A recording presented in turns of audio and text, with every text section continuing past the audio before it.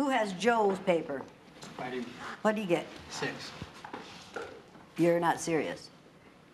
Wait, this says Joe. You're serious about it saying Joe, aren't you? 6. And he did only get 6 right?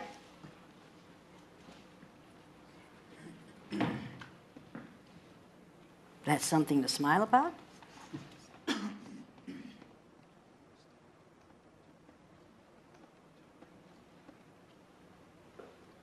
This is called indecent exposure.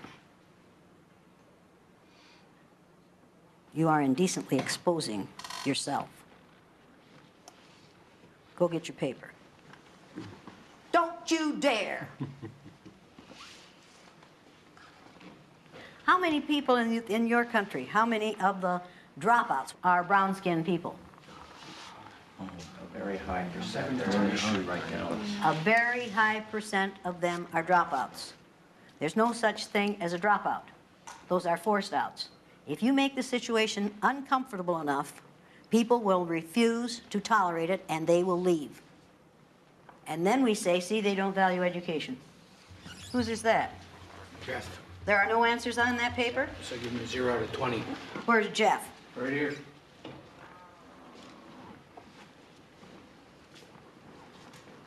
Why are there no answers on that paper? Because I don't know any of the answers.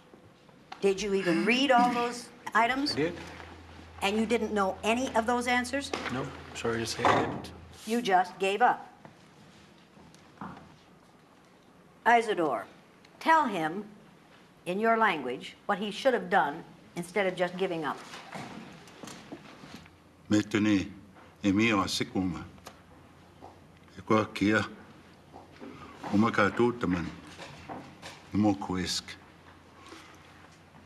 What you should have done is tried harder to understand what we're doing here. Like if you don't care about the people, then you'll never learn. So the bottom line is, we just don't care about those who are in the minority groups. If we cared, we'd know and respect some of your customs. Mm-hmm. If we cared, you would not be on reserve. And that's one of the things that always bothers me. And I guess as long as we have that kind of a system, nothing will ever change. That's the reality you live in. That's the reality I live in. Thank you for sharing that. I watched my father change his mental set at 56. I took my 3rd graders through this exercise. I told him about it, and he said, 56 years old. And I've heard all my life, you can't teach an old dog new tricks. He said, I wish somebody had taught me that when I was 9 years old. I wish somebody had taught my dad that when he was 9 years old. That would have meant that for all those years that he was my father until he was 56, he would not have made those racist statements. But he learned. But he learned. He learned because he watched little white kids go through this exercise. Don't you tell me you can't learn anything in here today. Unless you are telling me that you've decided not to learn. Now, if you haven't learned anything after what that man said, if you haven't learned anything from what this man said, and what those people in here are saying, you've decided not to learn, or you think you know enough. Read yours. I felt embarrassed, I felt insignificant, and I felt indignant. Yeah, what were you embarrassed about? I was embarrassed that people can feel this way about their fellow countrymen, people that we grew up with in society. I was embarrassed.